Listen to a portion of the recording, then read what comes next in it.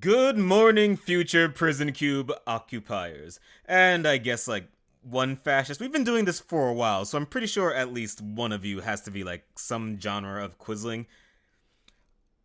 Doesn't matter. The point is, I wanted to record a little message to explain where we've been. We are not dead or en route to an unmarked facility.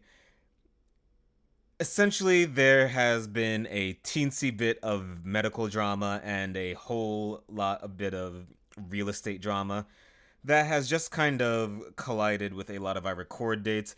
There is an episode in the can that I will be editing on my flight. There's also this whole Malaysia thing that's an even longer story that I will probably tell in a minute, but I just wanted to start off from the top, just let you all know that's happening.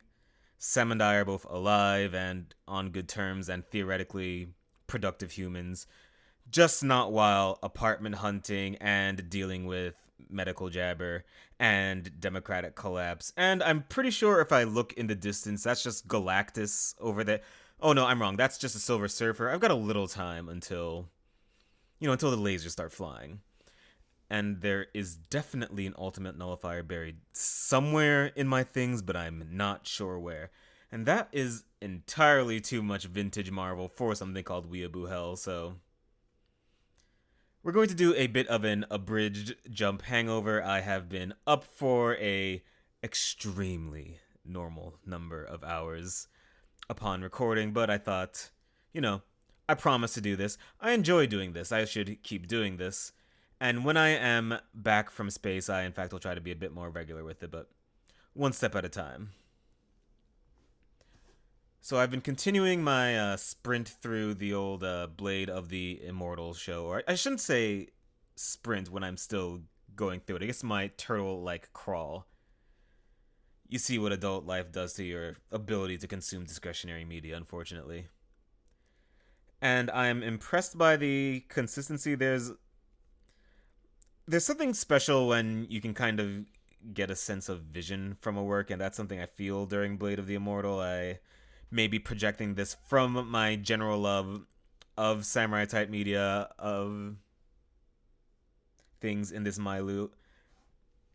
I don't know, it has a way of reaching me that really makes it way easier to, just ignore new announcements from the federal government about who is and isn't a person. Okay, there might be a bit of an overarching theme on this one, but let's pretend I'm mostly talking about anime. I actually went back and went through a few of the arcane, which we know we're counting in this whole cultural halo because it's a long form, just fucking action adventure animated. If you don't like it, fight Sam. Not me. I'm out of the country for 2 weeks, but Sam will fist fight you for it.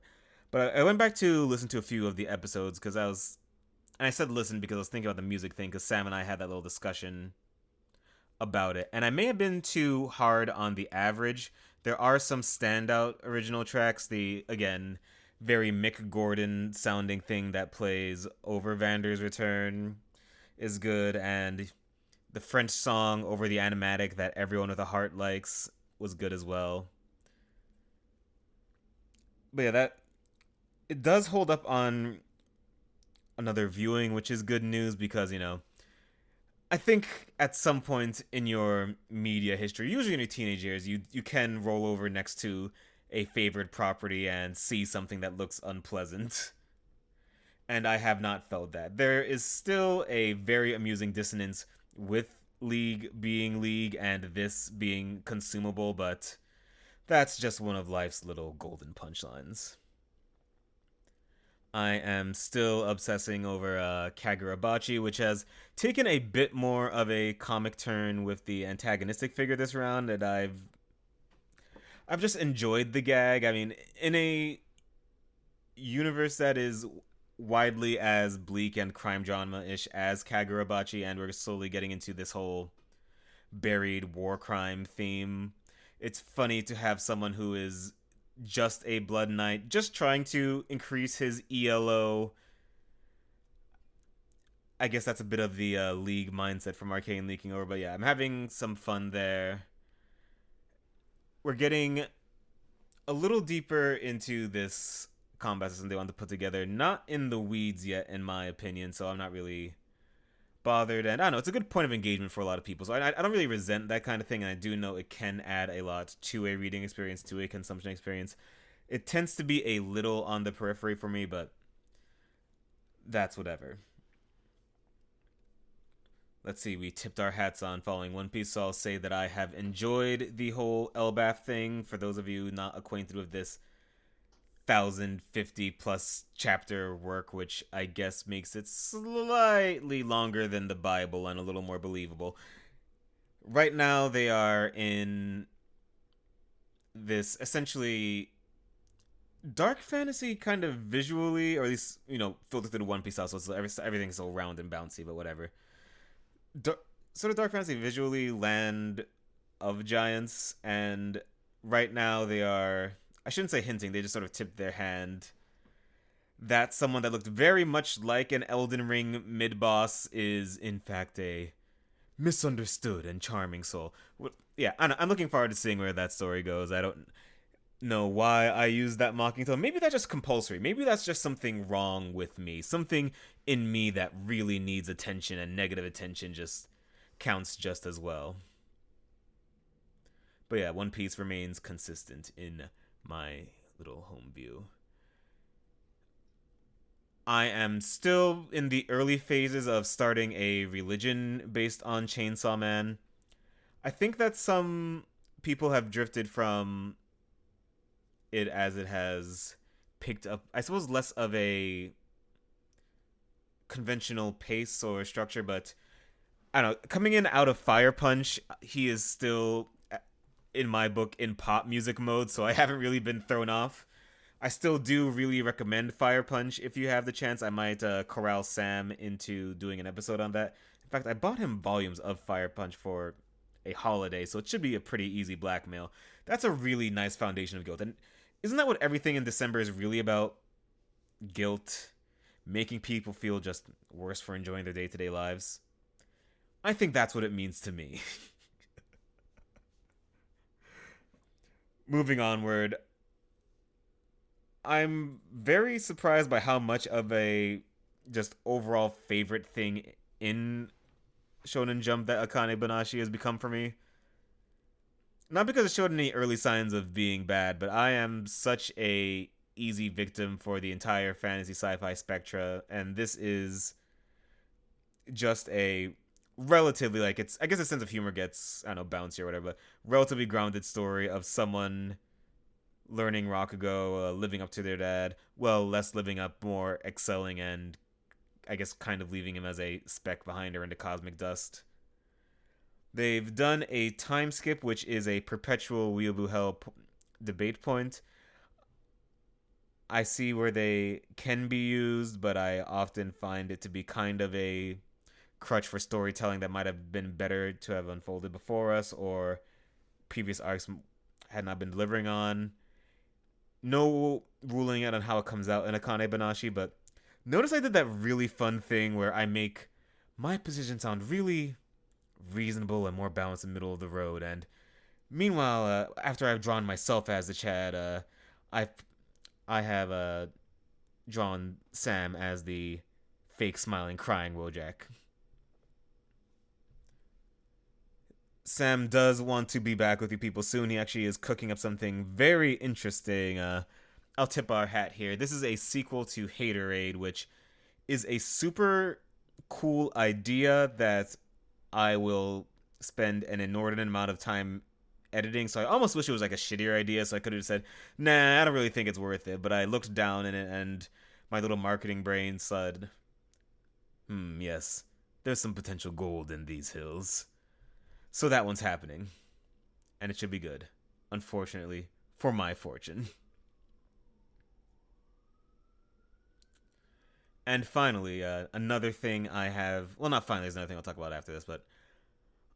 This is fiction, but... Whatever, you'll live. You know, it's by a bygone Japanese person, so maybe we can say that's a tie into Weeaboo Hell. Good enough for me. I just talked about Arcane, which is like an American gaming company spin-off product. I think we'll be fine.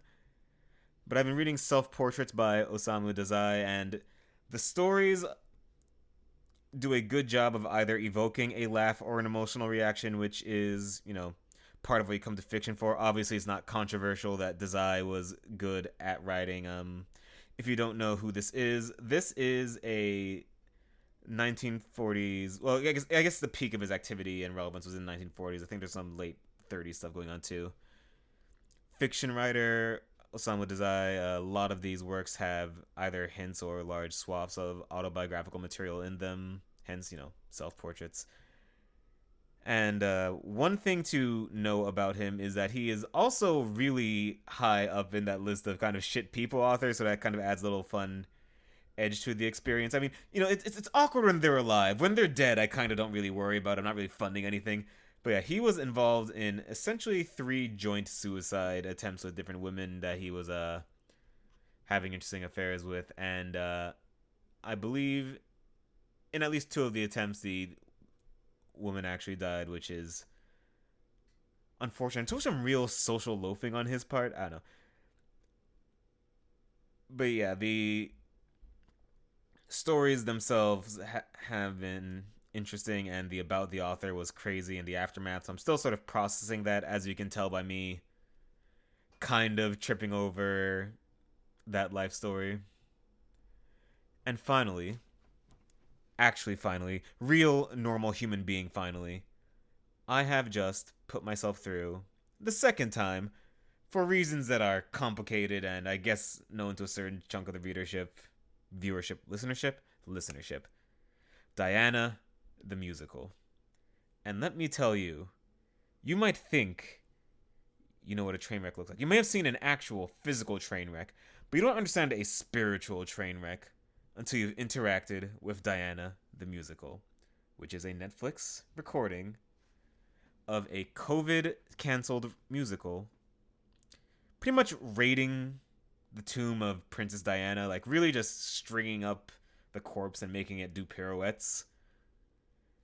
It is an amazing failure. If it had a tasteful concept and was executed at this level, it would still be a historic disaster. As it stands, it's kind of recursive, which makes sense. If you can lean on your talent, you probably don't make Diana the musical. I almost want to recommend it in a birdemic kind of way. Just, consider the dark roads. Various forms of piracy might be your friend. I don't really think that we need to boost the numbers of Diana the musical or pay for access to Diana the musical. It doesn't seem that constructive. Oh, and something my agent and Sam and friends and everyone have said to do more is to plug this book thing. So, yeah, I've got a book coming in June. It is called How to Dodge a Cannonball, and you can pre-order it online. Just head to the Macmillan website. It is pretty much the best thing I have done as a human, so if you like me enough to listen to me here, you will love How to Dodge a Cannonball, would be my pitch. And yeah, we will be back in 2-man full, production glory soon. I just have to get through this whole trip. And I'll be editing our back episode, so you'll actually be seeing me here before I am back properly, which is kind of funny and makes me think about the nature of time. Alright. Peace! Oh, and it's Weeaboo Hell. Fuck cops. And assorted fascists. And again, Eric Adams, who I will be dedicating some extra time to agitating this year. I'm gonna Babe Ruth that shot now, because him getting off, it doesn't really sit right. See you all later.